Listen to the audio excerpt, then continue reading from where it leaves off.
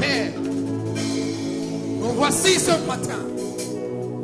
Nous sommes au-devant de toi.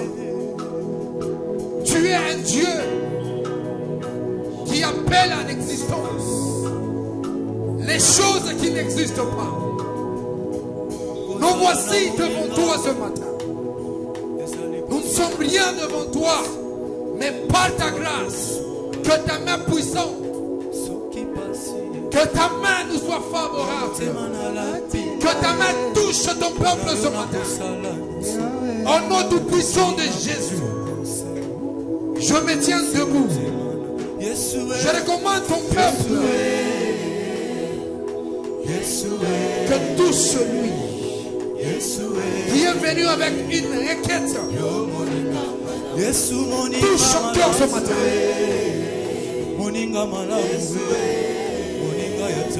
Car tu nous as appris à compter.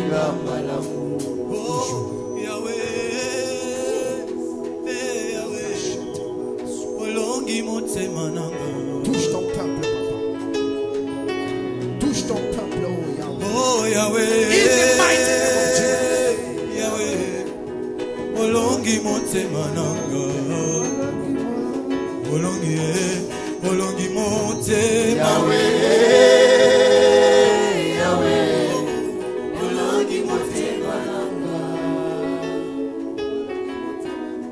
ensemble nous disons Amen.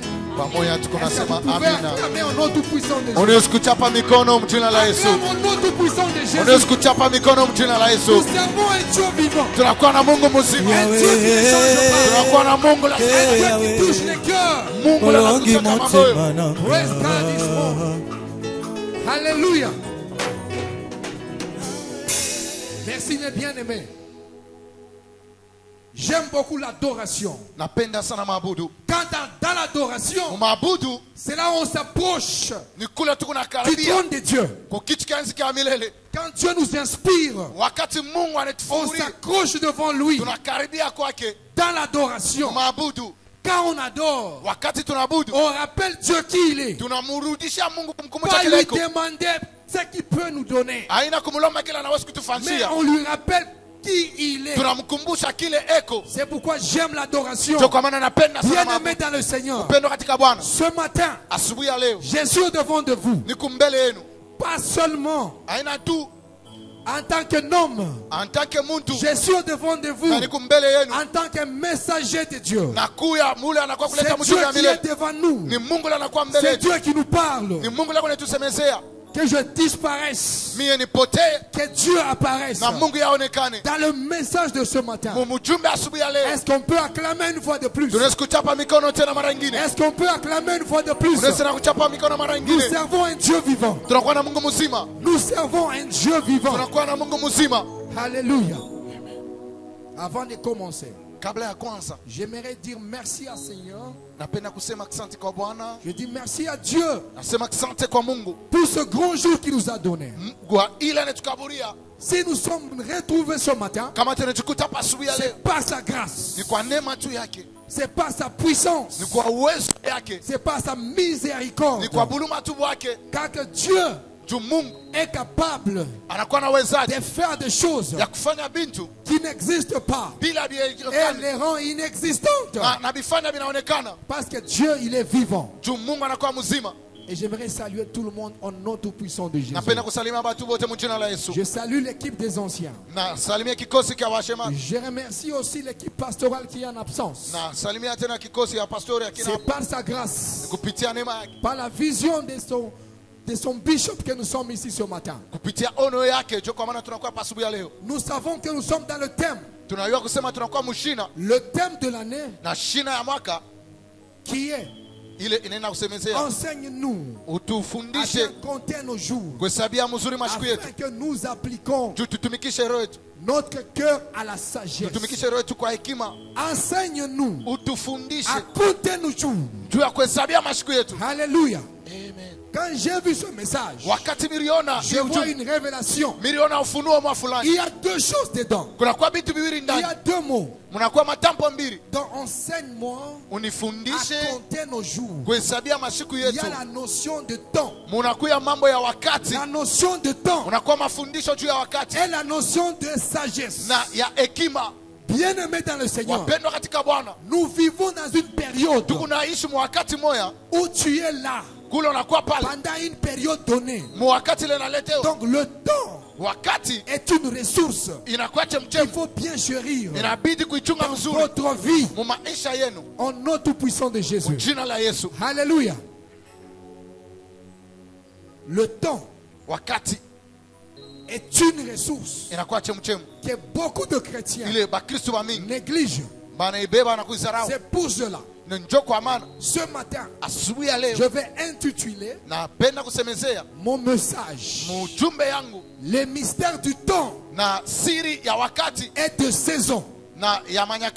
On va parler du mystère du temps et de saison. Bien-aimé dans le Seigneur, quand tu vis sur terre, tu as une durée bien déterminée. Il y a des saisons dans ta vie. Quand ça te dépasse, ça sera difficile de te rattraper. Tu as besoin d'une grâce particulière, d'une grâce divine pour rattraper le temps. La Bible nous dit racheter le temps car les jours sont mauvais. Alléluia. Suivez-moi très bien. Je serai bref. Et on va quitter à temps. Mais suivez-moi. Dans le mystère du temps, il y a des conditions et des secrets. C'est alors que nous allons lire le livre de Genèse 41, Genèse 41, 14, le verset 14 à 26. Jusqu'à 26. Genèse 41, 14 à 26. La Bible nous dit, Pharaon fit appeler Joseph. On le fit sortir en hâte en prison. Il se rasa, changement de vêtements, et se rendit vers Pharaon. Pharaon dit à Joseph, j'ai eu un songe, personne ne peut l'expliquer, et j'ai appris que tu expliques un songe après l'avoir entendu. Joseph répondit à Pharaon en disant, ce n'est pas moi, c'est Dieu qui donnera une réponse favorable à Pharaon. Pharaon dit alors à Joseph, dans mon songe, voici, je me tenais sur un bord de fleuve, et voici cette vache graisse. Voici cette vache graisse. Mettez en point les vaches graisses. Voici cette vache graisse, de chair et belle d'apparence, montèrent hors du fleuve, s'est mis à paître dans la papeterie. 19. Sept autres vaches montèrent derrière elle, maigres, forts, laides d'apparence et de décharnées. Je n'ai point vu d'aussi laides dans tous les pays d'Égypte. Numéro 20. Les vaches décharnées et laides mangèrent les 7 premières vaches qui étaient grasses. 21. Elles les engloutirent dans leur ventre sans qu'on aperçoive qu'elles y étaient entrées. Et leur apparence était laide comme auparavant. Et je m'éveillais 22. Je vis encore un songe. 7 épis pleins et beaux. Et montèrent sur une même tige. Et 7 épis vides. Maigre brûle par le vent d'Orient. On va à numéro 24. Verset 24. Les épis maigres engloutirent les 7 beaux épis. Je l'ai dit aux anciens, mais personne ne m'a donné l'explication. Joseph dit à Pharaon, ce qui m'a rêvé, ce qu'a rêvé Pharaon est une seule chose. Dieu a fait connaître à Pharaon ce qu'il va faire. Les 7 vaches belles sont 7 ans. Et les 7 épis beaux sont 7 années. C'est un seul songe. Okay. Veuillez vous asseoir. L'histoire qui est connue de tous. Je vais aller rapidement. La Bible nous dit Pharaon eut un songe. Et personne ne pouvait l'expliquer. Comme vous connaissez l'histoire, on a appelé Joseph, qui était en prison, qui avait un don d'interpréter les songes. Et dans ce songe-là, Pharaon a vu les 7 années de vaches graisses. Les 7 années de vaches graisses. Et les 7 autres années de vaches maigres. La Bible nous dit il y a 2 saisons. Il y a 2 saisons dans chaque vie de quelqu'un.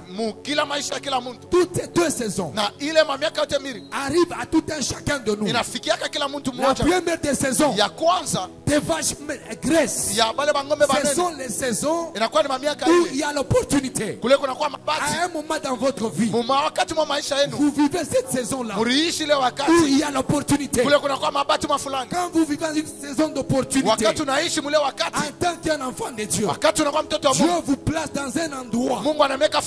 C'est l'opportunité pour vous de grandir, de vous épanouir, d'écrire, de lire des livres. Parce qu'il y a des gens, quand tu es dans une période d'opportunité, tu te mets à te plaindre tous les jours.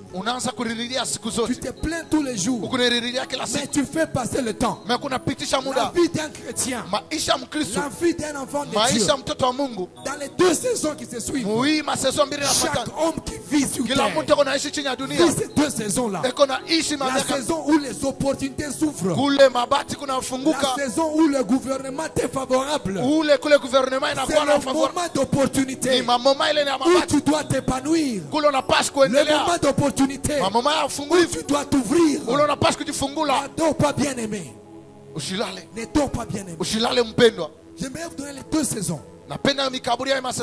L'autre saison, c'est la saison de souffrance. La saison où tu vas vers les tribulations, où les choses n'avancent pas dans votre vie. Si tu as bien préparé la bonne saison, où il y avait les opportunités, où tu as créé des relations, où tu as bien traité les gens, tu vas voir dans la nouvelle saison, même s'il y a la crise dans un pays, même si tu ne parviens plus à prier, mais il y a des moments où Dieu va se rappeler de toi. Au moment où tu étais fort, tu partais à la montagne. C'est l'époque des opportunités. Le moment où tu es en bonne santé, le moment où tu te donnes le temps. Il y a des moments, frère, quand tu es dans l'abondance, pas seulement l'abondance financière. Quand tu es en bonne santé, tu as le temps de prier. Quand tu es en bonne santé, tu n'as pas encore de responsabilité. C'est le moment d'opportunité où beaucoup de chrétiens, ils perdent ce temps en train de dormir. Ils perdent le temps en train de calomnier les autres. En train de faire n'importe quoi. Vous avez beaucoup de temps. Bien aimé dans le Seigneur. Dans chaque saison, il faut la préparer. Dans chaque saison, il y a une opportunité à saisir. Bien aimé dans le Seigneur. Quand Joseph a interprété ces saisons-là, il a montré à Pharaon que parmi ces saisons-là, la saison où il y a les graisses vaches, où il y a l'abondance, où il n'y a pas de manquement dans un pays, c'est le moment qu'il faut préparer. Le moment qu'il faut préparer, bien aimé. Apprends-moi à compter nos jours. Apprends-moi à compter nos jours. L'opportunité que tu as aujourd'hui ne va pas persister demain. Prends cette opportunité-là de t'épanouir. Épanouis-toi dans tous les sens de ta vie. Épanouis-toi dans tous les sens de tes affaires. Car Dieu est temps. Un Dieu vivant qui donne la chance à tout le monde. Il y a des gens parmi vous qui sont dans une saison où ils sont dans l'abondance. L'abondance dans la prière. Ils peuvent prier 3 fois par jour. Ils peuvent jeûner 3 fois par semaine. Ils peuvent prier pour les malades. C'est le temps où l'opportunité t'est ouverte. Prends l'avantage de t'épanouir. Épanouis-toi. Épanouis-toi en tant qu'enfant de Dieu. Ressource-toi, bien-aimé. C'est alors que l'on voit. On va voir dans la vie d'un chrétien, d'un homme, les saisons sont divisées en 4 parties. Les saisons sont divisées en 4 parties. Et toutes ces saisons-là, chacun parmi vous ici, vous y appartenez. Il y a la saison où de 0 à 25 ans. Là, je parle aux jeunes. Cette saison-là, c'est une saison où tu dois te préparer, où tu dois faire des erreurs, parce que tu as le temps de les corriger. La Bible nous dit, à 12 ans, Jésus-Christ, on le trouva au temple à 12 ans. Jésus a compris le mystère de saison et de temps. Il a dit que je ne peux pas perdre le temps. À mon âge, je dois me préparer. Jésus se retrouva au temple. Les parents le cherchent partout. On l'a point trouvé. Il était au temple en train d'apprendre auprès des anciens. Il était en train d'apprendre. Bien aimé dans le Seigneur. Quand Dieu te met dans une saison où tu dois apprendre, quand Dieu te met dans une position dans la cour des grands, des hommes de Dieu, des hommes d'affaires, les politiciens, il y a de foi. Même si tu connais, il faut appliquer le principe de silence. Dans la grandeur, quand tu es devant la grandeur, sois prêt à entendre et à apprendre. Parce que les jours des vaches maigres vont t'arriver. Si tu n'apprends pas maintenant, ça va te coûter cher. Bien aimé dans le Seigneur, si tu es dans la période de 0 à 25 ans, c'est le moment où tu dois faire attention. Le moment où tu dois être assidu. Tu dois essayer tout dans ta vie pour être assidu. Parce que si tu es au-delà de 25 ans, et que tu fais les mêmes erreurs que celui qui a 15 ans, tu ne connais pas encore. Tu ne connais pas que les saisons certaines erreurs que tu es en train de faire dans ta vie seront irréparables. Seront irréparables parce que vous n'avez pas le même temps que celui qui a 15 ans. La Bible nous dit que Joseph avait 30 ans. Il avait 30 ans. Pourquoi la Bible insiste sur l'âge? Parce que le temps de Joseph, l'histoire de Joseph nous donne la culture de saison et de temps. Chaque chose a une saison. Dans la matinée, c'est la saison de 0 à 25 ans. La deuxième saison, c'est la saison de 25 ans au-delà jusqu'à 50 ans. C'est la saison d'exécution. La saison où tu as déjà tout essayé. Tu as échoué. Tu as de poursuivre quelque chose. Bien aimé dans le Seigneur, je sais parmi nous, il y a des gens, vous avez déjà échoué. Vous êtes dans une saison qui ne vous appartient pas. Vous avez les opportunités. Vous avez bousillé ça. Vous aviez les opportunités. Vous n'avez pas profité. Vous aviez les gens qui pouvaient vous apprendre. Vous n'avez pas appris. Mais devant vous, il y a maintenant une période de trouble. Ou la deuxième saison, la saison où tu dois exécuter, mais tu es en train de te battre encore. Tu es en train de te battre encore. Bien aimé dans le Seigneur, écoutez-moi ceci. Nous servons un Dieu vivant, un Dieu capable de faire des choses invisibles qui deviennent visibles.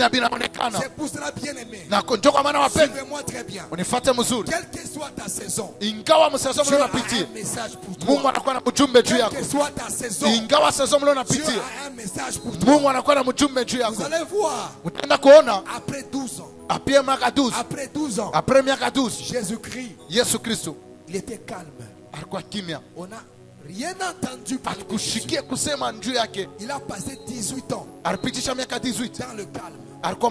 Parce qu'il connaissait le mystère de temps et de saison. Que cette saison pour moi, la saison de préparation. La saison de préparation. Et quand il est sorti, à 30 ans, il a seulement fait 3 ans. Il a seulement fait 3 ans. Parce qu'il était préparé à une saison où il devait exécuter sa mission. Il devait exécuter sa mission. Et jusqu'aujourd'hui, personne dans le monde n'a fait comme Jésus. Personne dans ce monde n'a fait les exploits comme Jésus. C'est ce qu'on appelle le mystère de temps et de saison. Nous avons un exemple devant nous qui est Jésus-Christ de Nazareth. Nous avons un exemple devant nous, Jésus-Christ de Nazareth. Il nous a appris le mystère de temps et de saison. Apprends-moi à compter nos jours. Apprends-moi à compter nos jours. Bien aimé dans le Seigneur, compter les jours, ce n'est pas compter 1, 2, 3. C'est être conscient de la saison d'où tu te trouves. Être conscient qu'en tant qu'un enfant de Dieu, tu peux être dans une saison où toutes les portes on t'ouvre facilement. Partout où tu vas, tu as une opportunité. Mais cette saison-là, elle ne va pas être permanent. Ça ne sera pas permanent. Il faut mettre en tête, pendant cette saison, qu'est-ce que je dois faire? Qu'est-ce que je dois faire? La troisième saison dans la vie de quelqu'un, c'est de 50 à 75 ans. C'est la saison qu'on appelle legacy. Là tu assois. Tu assois tes affaires. Tu assois ta vision. Tu assois où tu es en train d'aider les gens à se propulser. À se propulser. La plupart de chrétiens, quand Dieu te met dans une saison, tu es seul. Il n'y a personne que tu as aidé. Il n'y a personne que tu as propulsé. Parce que le moment venu, quand il y aura la sécheresse, quand tu n'as pas bien géré ta saison, c'est pourquoi vous allez voir les hommes sur terre. Il était connu. Il avait de l'argent. C'était un grand homme de Dieu. À un moment donné, vous les voyez en route, comme si on les connaissait pas. D'une part, il n'a pas préparé sa saison. Il n'a pas préparé la saison où les choses seront difficiles. Quand vous voyez dans la vie d'un homme, dans chaque saison, même s'il y a une crise, il y a des bandats dans un pays, et l'homme persiste toujours.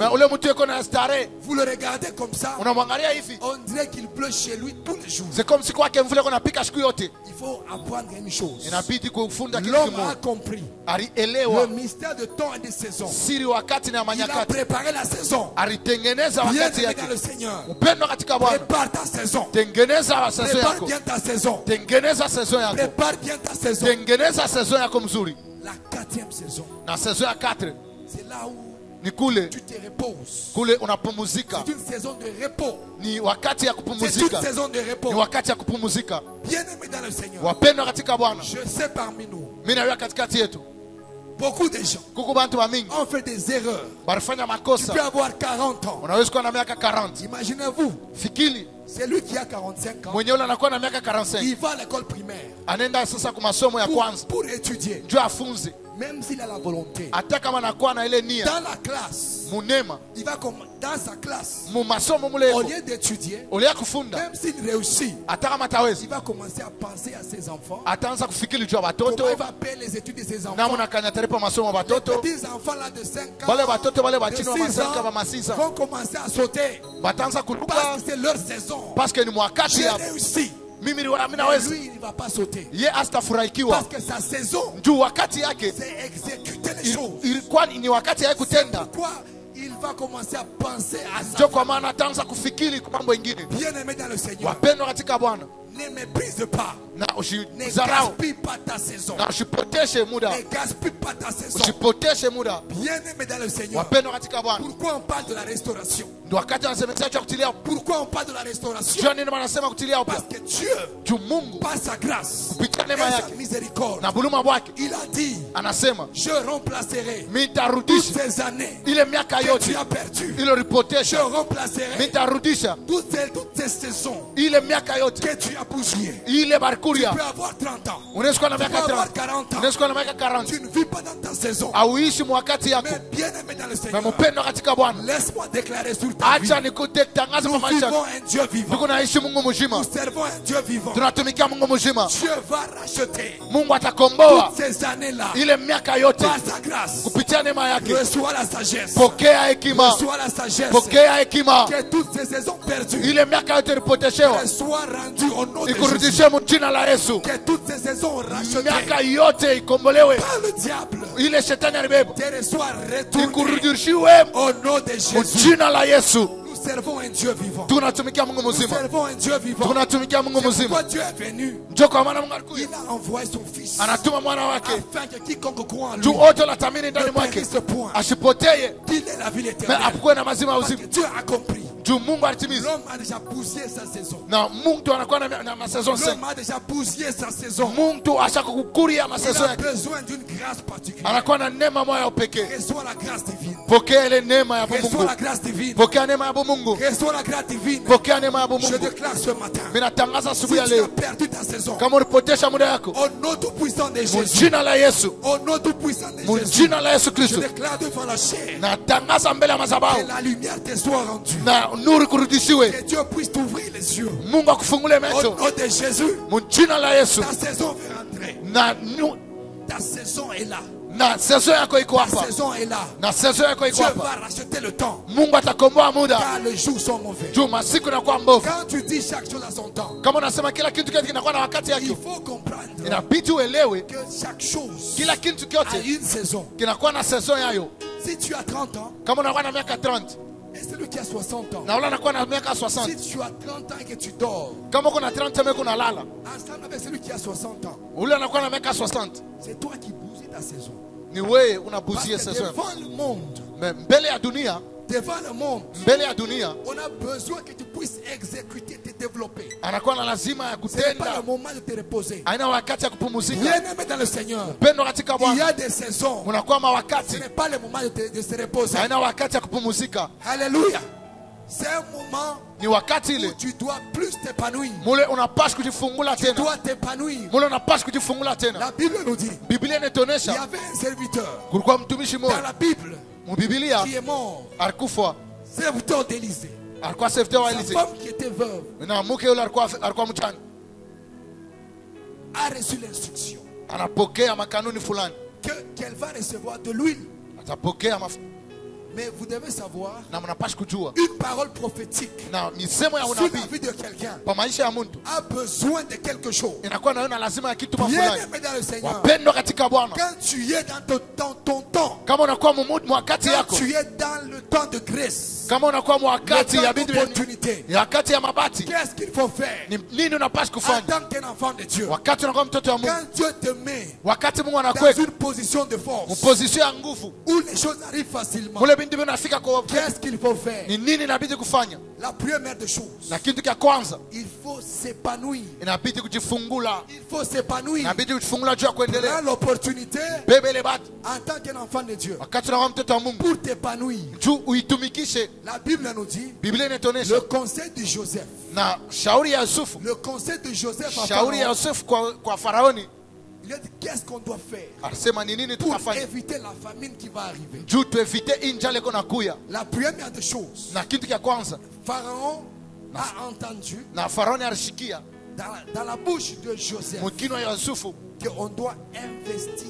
tunapaswa kuweka, On doit investir. tunapaswa kuinvestir. Quand je parle d'investissement, Wakati wanasema je ne kuweka, parle pas de l'argent. mimi siseme pesa, Investir dans le temps. ni kuinvestir mwakati, Investir dans le temps. ni kuweka kitu kama Si vous voyez mwakati. quelqu'un qui perd ton temps, Kama unaona mtu eko napotesha quelqu'un wakati, qui te vole ton temps, mtu eko nakuiba qui wakati te yake, vole une saison, eko nakuiba saison la fulani, personne est très dangereuse. na mtu anakuwa hatari sana wa ajabu.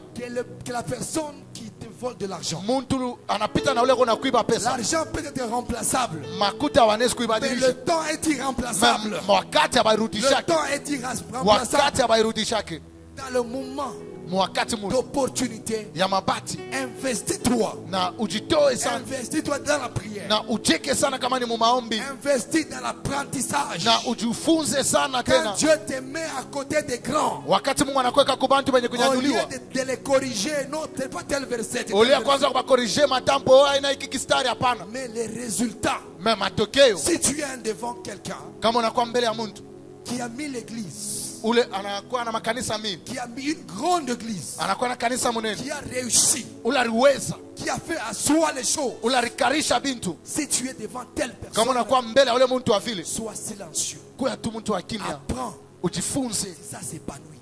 na juu ya Ne wewe sois uendelee. pas là Usikuye pale pour le corriger. juu ya kwanza Non, kumkorije. c'est le verset 5, c'est Na pas le hapana ni verset 6. verse 7, hapa ni 6, hapana ina vile. Mais tu vas rater ta saison. Na utapotesha muda Dieu yako. t'a donné Mungu arukaburia le temps de t'épanouir wakati ya à kujifungula, côté de quelqu'un. kumpembenya mtu Les fulani, gens auprès duquel on apprend kumbele ya bale bantu banajifunza. ne sont pas tellement toujours excellents. Haina kusema banayua yote, Ils ne sont pas irréprochables. haina sema abakalagala nkosa, Ils hapana. peuvent avoir des défauts, Manezi kuwa na mankosa mafulani ndani mais mwabo, ils ont une sagesse na banakuwa na hekima qu'ils mafulani peuvent nous communiquer. ile banezi Parce kuambukiza que les résultats ne mentent pas. juu matokeo Les hailandaki, résultats ne mentent pas. matokeo hailandaki. Quelqu'un ne peut ne pas parler un bon français, Mtu asiwezi kusema pengine Kifaransa mais kizuri, il a déjà réussi dans la vie. me ashakuweza mu maisha, Il peut t'apprendre quelque chose. anaweza kukufundisha kitu Au lieu de mafulani. corriger le français, Ule watu kumkorije non, c'est français, là où les na ni pale ni le ni la tout ce qu'il va te dire. ile we sikia Écoute ile, ce qu'il va te we dire. sikia ile atakonesha Tu es dans la saison d'apprentissage. wakati unakuwa mu saison ya kufunza. Alléluia. Amen. Alléluia. Bien-aimé dans le Seigneur, respecte la saison. Que Dieu t'a donné. Tu vois une mère, tu vois une maman qui n'a pas beaucoup étudié, qui a des enfants qui ont beaucoup étudié, qui sont partis, sont des présidents de la République. Apprends. Qu'est-ce que tu as fait pour faire grandir tous ces enfants? Ne regarde pas son niveau.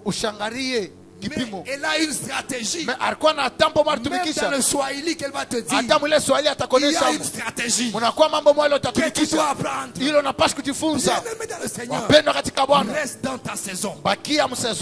Investis-toi. Le temps d'opportunité ne sera pas là tous les jours. Ne sera pas là tous les jours. Il y a des moments où tu n'auras pas le temps de venir à l'église tous les jours. Alléluia. Parce que Dieu va te donner de grandes responsabilités. Si tu n'as pas préparé ce moment-là, tu vas échouer. Tu vas échouer. Quand Dieu te donne le temps, maximise. La veuve a demandé à son fils s'il y a assez de vases. Il faut s'épanouir. Le gros problème que la veuve avait, c'est le manque d'épanouissement. La source était là. Il y avait de l'huile en permanence. Mais pour s'épanouir, il faut avoir beaucoup de vases. Ces vases étaient limités. Quand on te donne l'opportunité, maximise tes capacités, maximise tes relations, les relations durables, pas les relations de flatterie, les relations durables. Alléluia. Investis-toi dans l'opportunité que tu donnes. Parce que la saison que tu as perdue, aujourd'hui, tu es capable de le ramener. Mais à partir d'aujourd'hui, nous servons un Dieu de seconde chance. Un Dieu de seconde chance. Nous servons un Dieu de seconde chance. Bien-aimé dans le Seigneur, respecte ta saison. Chaque chose a son temps. Dieu te donne une position. Aide les gens à se propulser. Parce que le jour tu vas aller dans la 3e saison, ces mêmes personnes, même si tu as aidé 1000 personnes, ils ont été ingrats. Mais même une seule personne, Dieu ne bénit pas la source de la personne. Dieu bénit ce que tu fais. Si Dieu ne te bénit pas à Kolwezi, par tes bienfaits, Dieu te bénira même à Lubumbashi. S'il ne te bénit pas à Lubumbashi, même à Kinshasa, il va te bénir pour tes bienfaits. Prépare bien ton terrain, bien-aimé. Dans la saison où tu as la gloire, dans la saison où tu as la force, prépare bien ta saison. Alléluia. Joseph a préparé cette saison-là en investissant. Quand le moment est venu où il y avait la sécheresse partout, il y avait l'abondance en Égypte. Il y avait l'abondance. Il y a des gens que vous voyez, on dirait qu'ils ne souffrent pas. Non, ils ont déjà maîtrisé le mystère de temps et de saison. Alléluia. Amen. Qu'est-ce qu'il faut faire? Quand tu es dans la position de force, il faut créer des relations qui sont fructives. Pas les relations de flatterie. Quand Dieu te met dans une position de force, crée des relations avec les gens autour de toi. Crée des relations avec les gens que Dieu a placés sur ton chemin. Parce que demain ou après-demain, ce sont ces gens-là qui pourront t'aider un jour.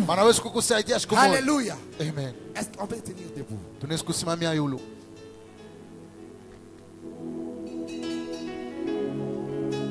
Bien-aimé dans le Seigneur, Jésus est un exemple parmi nous. Jésus est un exemple.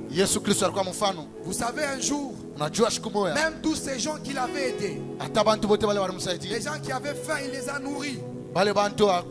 Le jour qu'il est mort, même ses propres disciples, Pierre, qui était à côté, il a régné. Il a régné. Seulement Jean, qui était là, à ses pieds. Bien-aimé dans le Seigneur, choisis bien. Choisis bien ton entourage. Dieu te donne la sagesse. Apprends-moi à compter mes jours. Le mystère de saison et de temps demande la sagesse pour bien décider. Demande le discernement. Aujourd'hui, j'aimerais que tu puisses prier. Dis, oh mon Dieu, je suis devant toi. Je suis devant toi. Restaure ma saison. Retiens. Restaure la saison que j'ai perdue. Restaure la saison que j'ai perdue. Et donne-moi la sagesse de discerner quelle est la bonne saison pour moi. Bien-aimé dans le Seigneur, quelle que soit la saison où tu es, Dieu est capable de restaurer tes défauts. Dieu est capable de restaurer tes problèmes. Au nom tout-puissant de Jésus, on donne une chanson d'adoration où tu dois élever ta voix. Tu dois crier à Dieu. Restaure-moi, Seigneur. Restaure ma saison, Papa. J'ai fait des erreurs, mais je crie au-devant de toi. Restaure mon âme. Restaure mon esprit à travers la sagesse. Oh mon Dieu.